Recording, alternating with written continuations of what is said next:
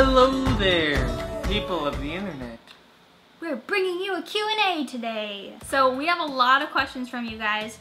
This will most likely get split into 2 Q&As, possibly 3. But if they do get split up, then the following Wednesday you'll get another Q&A. So, yes, good deal.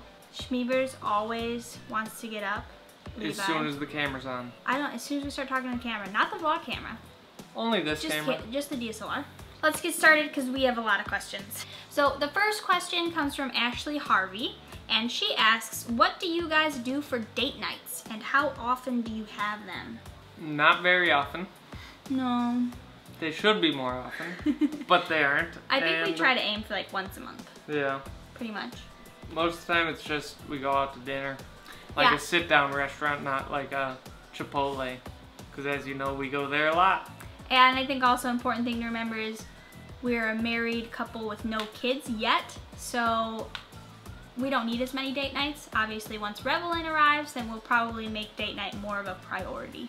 Yeah. Because I know a lot of couples and married couples with kids, they have date nights like once a week, but because it's just the 2 of us, it's not as needed. And then she also asked if we do like indoor date nights or if we do movies.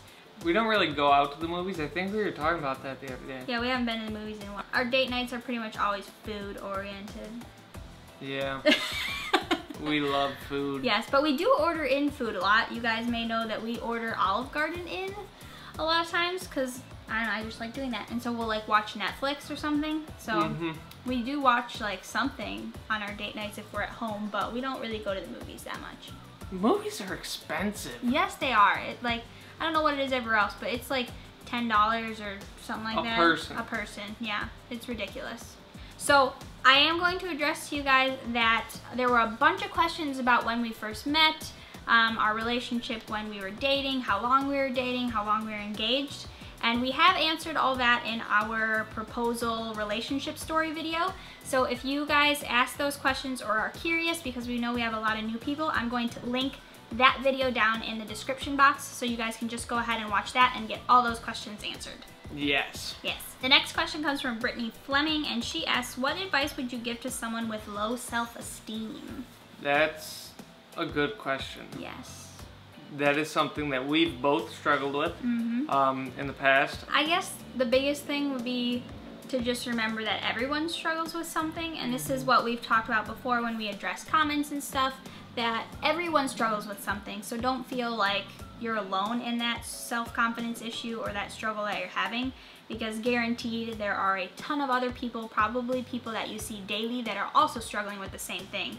So I guess one thing that through different books I've read and whatnot, one thing that's really stuck out to me that I wish I would have read back when I was struggling with low self-esteem was that you need to remember, I'm not sure if you believe in God or not, but every person was created with a purpose, and each person is their own individual. You're not like anybody else in the world. You may have similarities, but you are entirely unique. One thing you just need to remember is that you're here for a reason, and you have a purpose. You just need to figure out what that is, and then that will help boost your self-esteem, knowing that you were created as your own unique self. I mean, I think this is a topic on which we could do an entire video in the future, just because it's so in-depth, and I know for at least myself personally, a lot of my past has deep roots in low self-esteem, and so there's a lot of like stories and all kinds of stuff that could go along with this topic that I feel like I can't really get deep into it right now. Yeah, and I think also it completely depends on, I don't know what you're struggling with either, because depending on what it is, I would ask, you know, for you to kind of dig deep and figure out why you have that as a self-confidence issue. Because like for instance, if it was a self-confidence issue with the way you look, is it because you're constantly comparing yourself to other people, other women or other men, or is it just something that personally you don't like? Because I think a big issue, like I said, I don't know what you're struggling with, but if it is a self-confidence issue with the way you look, most of that seems to stem from comparing yourselves to other women. And so obviously there I could just say, stop comparing yourselves to other women. But like Ryan said, you're unique in the way that you are. You were made for a reason, and that's just kind of what you need to keep in mind, and just remember that you're normal for struggling with something and there's nothing wrong with you for that.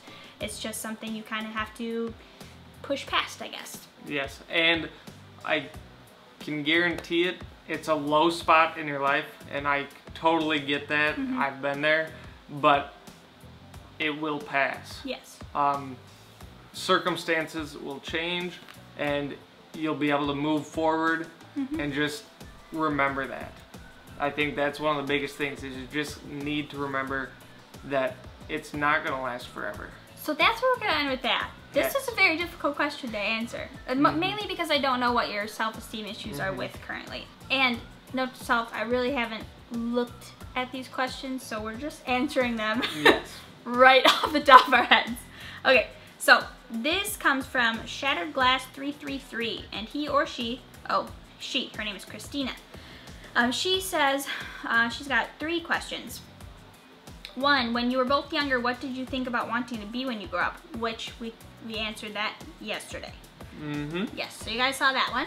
Number 2 is, when did you guys first kiss? That was July. Right after 4th of July. I think it was July 5th. July 5th? July 5th, 2010. Yeah, it was like a week or something after we started being an item. Watch our proposal and relationship story. Okay. Question number 3. Ryan, did you have any pets growing up? I had some fish, and that was it. I always wanted a dog, but I was never allowed to get a dog because my parents didn't want or didn't think we'd have the time to take care of the pets or dogs. Mm-hmm. Whatever the reason may be, I was never really one to commit to anything, so that may have been a deciding factor on my parents' decision, because they weren't sure if I would take care of the dog like I said I would, so... Ryan had fish instead. Yes, and I think they died. Although I had a little frog too. Mitch had a little frog, and then a fish, and his goldfish ate the little frog. Aww. Yep. Man, that's impressive. It really was. Yeah. I had a lot of pets. She only asked you, but yep. Fine, I won't tell you what pets I had. I'm just kidding. I had so many pets, it's not even funny. Too many pets. Yeah, I had goldfish that lived for like 12 years. I had a lot of dogs. I had rats. I had cats. We were just a big pet family, so I had a lot of pets. So the next question comes from Casey Pflederer, and she asks, she asks, I know you work in the trade show industry, Ryan, but what exactly in detail do you do? I sit behind a desk. I manage assets that some of our biggest clients own, and we house their assets, and so I basically manage them, make sure they get out to shows on time, shipping, you name it, I do it. I also do a little bit IT stuff, nothing like major, but a little bit here, a little bit there, and then I also program the company's project management system. It's a whole lot of fun, guys. Okay.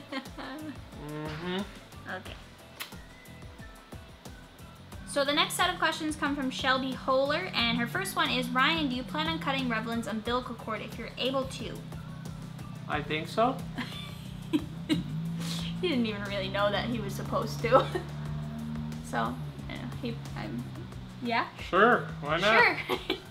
Okay, and then also, are you going to have a birth video?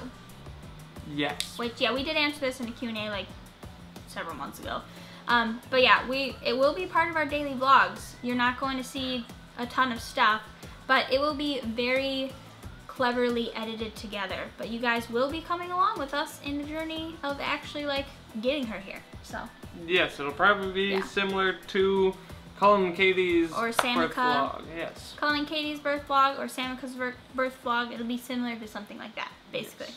She also asked a more serious question. She said, Ariana, I suffer from severe panic disorder and anxiety. I have a service dog, but my boyfriend feels like I don't trust that he can take care of me. How does Ryan play a big role in taking care of you? Obviously, you're married, and when it comes to your service dog and hubby, where do you say I need Levi and then I need Ryan? My boyfriend feels that he's worthless and that I don't need him to care for me at all, and it makes him feel less manly. So I'm going to re-answer this question. I already answered it once, but it came out all wrong. Probably should have read the advice questions first and really thought about it. So the one question in there that you asked is, how does Ryan play a big role in taking care of you? I think for us, because we are married, I don't know if you live with your boyfriend, but I use my service dog. I use Levi majority when I'm in public, and then more if I need like that physical touch and like just a hug or something like that, then I'll go to Ryan. While at home. While at home, yes. While at home, sorry. And then I will more rely on Levi when I'm in public. A big thing is that you should never really become solely reliant on a human when you have that sort of disorder, because it can become very bad.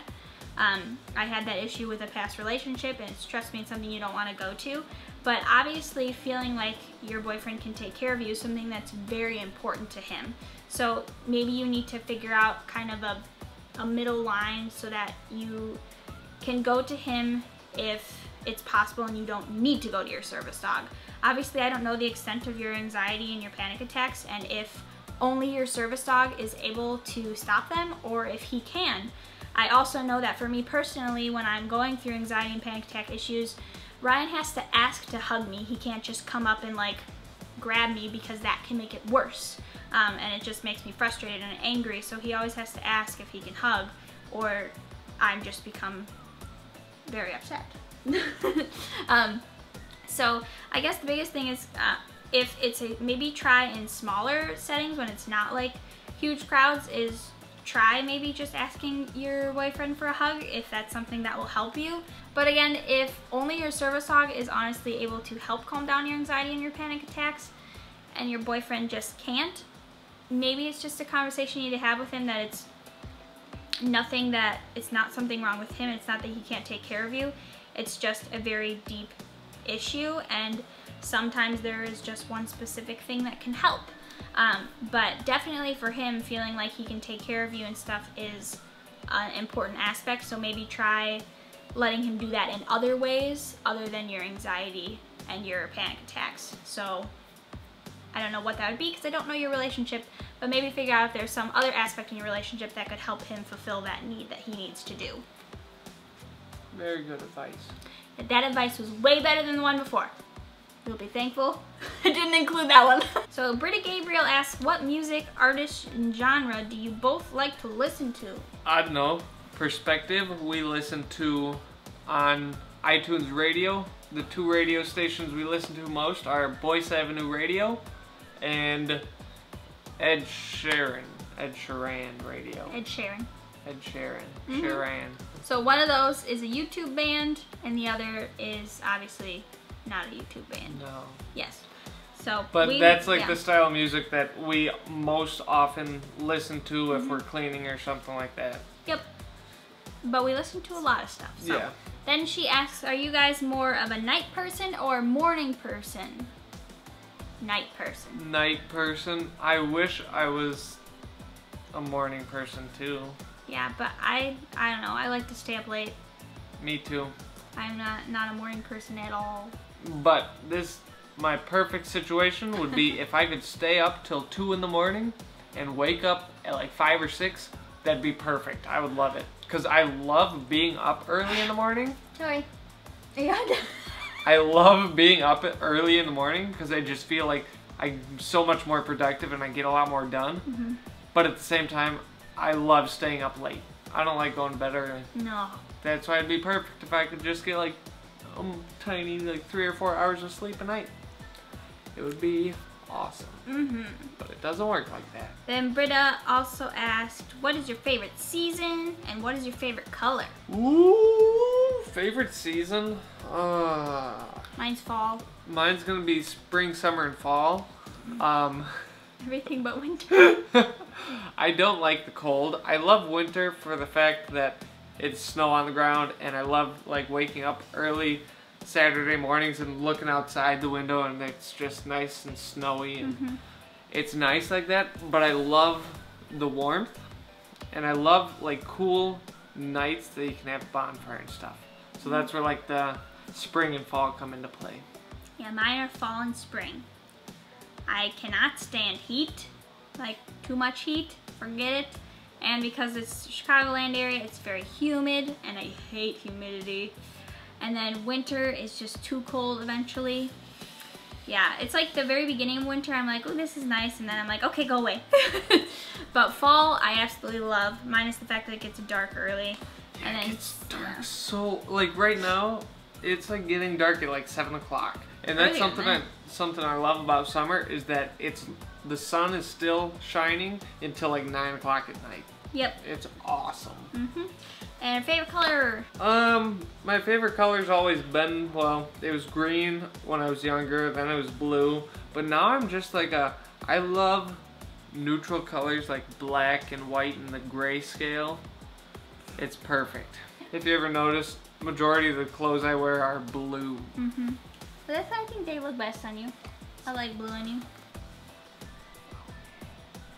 Okay, anyway. I don't know. I don't change I change my favorite color all the time. Like all the time. Yes. I really do. And even when I was a kid, I changed it. It just kind of depends. Like I get in moods for certain colors. But if I like am choosing like a color palette for my home, I'm all neutrals. But it goes all over the place. It's true. It does. So next few questions come from Trish Ann, and we aren't going to be able to answer all of them because we have a lot of questions. Sorry guys. But I'll try to answer a few. So one of the first ones, she said, are both of your parents Christians? Yes. Yes. When and how did you first meet, and was it love at first sight? So the first question, you guys will have to watch the video. Was it love at first sight? No. No. Watch that video. She sure was a cutie.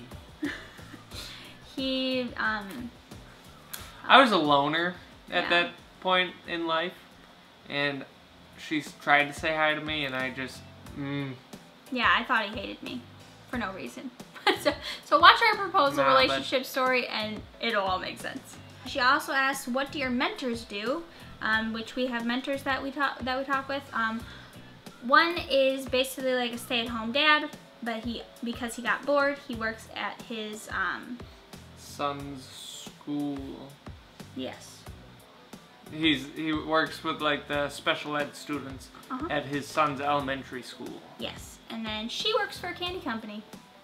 The same company that we got all of our candy for at the wedding. Yes. Because we got it from her. Yeah, it was delicious. But they own their own business, and that's why he's able to stay home, but then got bored, and that's why she just works for a candy company, because that's a fun job. Yes. Yes.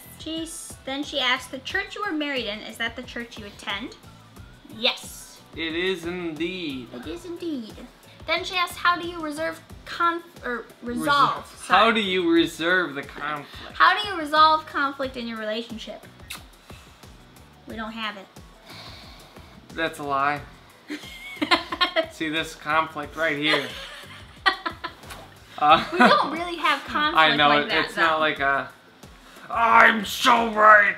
So I guess the number one way that we don't really have a ton of conflict is because we communicate, and actually Ryan and I are very alike. We are not, I think maybe that's why we don't have a ton of conflict, because we aren't the whole opposites attract thing. We're actually very similar. And so we like to do things in similar ways, and we think in similar patterns, and we like a lot of the same things. Which is probably why we don't have like stupid fights that we get in, or... Not that your fights are stupid. Yeah, no, we're not saying that. But there are things that couples can get in fights over, and it's like something really pointless. Yeah, but really what it comes down to is communication, and just being able to talk openly about something that's bothering you. Yeah. And not waiting days till you're like super upset about it. Yeah, and something that we do is we make sure that if we are having conflict of some sort, we resolve it before we go to sleep. Yeah. Because you never like to wake up in the morning after you just had a fight the night before. I don't know about you, but that's a terrible feeling. I've had that plenty of times in my past when I was younger, and it's not good stuff. So really try and work things out before you go to sleep, and then the next day it's always starting anew, and it really helps smooth things over. Yeah. Communication. Communication. You've been excommunicated. What? Or you've been communicated. Right. And she asks, what style of house do you want? That was a question of the day probably about a month ago now. Yes. And we answered it. I couldn't tell you when that video was though. Nope, could never tell you that. He likes really modern houses. I like more contemporary houses. So like our dream house is like a mix. Yeah, like a modern contemporary. Thankfully, modern contemporary is very easily mashable. Yeah. I like modern. I just feel it's too sterile for me, which is why I like contemporary. But the thing is, like with modern, I love the outside look of modern. Yeah. But like she said, on the inside, it oftentimes is sterile looking. So I kind of like the mix of modern contemporary on the outside and then rustic contemporary on the inside. Yeah, that's another thing, is we like to mix rustic in with our contemporary modern. And I think with Ryan, a big reason you like modern houses because a majority of all modern houses are like tons of windows. Yes. And he loves I love windows. I love natural light. It's like the best thing ever. So that would be our answer. Modern, contemporary, with some rustic, which if you guys have seen anything in our house, we have like mason jar stuff. We have a lot of woods, I guess you could say. So yeah. So this next question comes from my mother, Miss Tammy McNeil. And I don't know why she asked this question, but she said, what is one thing you wish you had for the kitchen that your mom has but you don't? Because she wants to give you something probably. from the kitchen. She probably wants to get rid of kitchen stuff, and so she's hoping it's something she doesn't use. Probably. A deep sink. Oh my goodness, yeah, that would be nice. You could give me your deep sink, Mom. We don't want your dishwasher. No. They don't have a dishwasher. No. Ooh, she has like the white set of like bakeware, I guess you could say. Like they're round, and then she has like one that's a little bigger. I like those because she has all different sizes, and they all have the glass tops too. Probably those, the only thing I can think of, or an apple core like peeler. Oh yeah. Thing you put in and you go. She's got one of those. What do you want that your mom has? We pretty much got everything from her that she had. So Amanda asks, if you had to choose one thing in a relationship that you would say is the most important thing to a forever and ever till death do you part relationship, what would it be? And it'd be probably what we just talked about, right? Communication. Communication. Yeah, I honestly think, really, yeah, everything stems from communication. If you're not feeling loved by your spouse, you need to communicate it. Yeah. Otherwise, it's not going to get fixed. Yep. If there's something that he does that annoys you, it's never going to get fixed if you don't communicate it. But aside from communication, I would say willingness to change and adapt to situations. Because if you are dead set in your ways and you're not willing to change anything for anybody, odds are you're going to have trouble relating with your spouse because you won't want to change the things that you need to change to make your spouse feel loved and stuff like that. Yeah, you just have to be willing to realize your way is not going to be the only way anymore. You may think you are always right, but you're not. I've learned that the hard way. Rachel Lee, she asks, the bracelet on your left wrist, what is it and does it mean anything to you? And she means the bracelet's from our Fun Fan. This bracelet was sent in by Rachel Newsom. And so yeah, I wear it. Is that the one you always wear on your left? Or yes. Okay. I always wear this one on the left. So other than, I mean, there's no like significant meaning to me other than it was sent in by a Pflederer fan. So that makes it automatically important. And then this one is from Lauren Ryan. And that's to raise awareness for galactosialidosis. Yes, that I thing. think I have it memorized. Very good. And she's also a Pflederer fan. Yes. So yeah, both of the ones he wears, I have them too, but I'm actually like claustrophobic with things like on my wrist, so I don't always wear them, which is probably why you see Ryan wear them all the time. But like that's one of those weird things that like sometimes with my rings I like freak out and I have to like pull them off and take them off because it freaks me out. Or when I was younger, I had to basically, all I wore was moccasins because my toes are claustrophobic. Like if I think about, he laughs at me every time, but like literally my toes are claustrophobic. If I think about the fact that like they can't move and I'm in like a tennis shoe or even in my sock, I have to take them off because like I would cry. And so basically all my mom could put me in when I was younger was moccasins because it was the only thing that allowed me to move my toes enough. Okay, and then also Rachel asks, how did you curl your hair for your wedding? It was so pretty. And then, thank you very much. I had a hairdresser, and then I also had extensions in. So it was basically my extensions were pre-curled by my mother, and then they were put in after my hairdresser finished curling my hair, and she just used a regular curling iron. My hair is very stubborn because it's super straight. Like this is how air dries, just like bleh. So it takes a while. Sometimes my hair will just refuse to curl in certain parts, but it was just like a small barrel curling iron, and then with extensions that were pre-curled that we put in after my head was curled.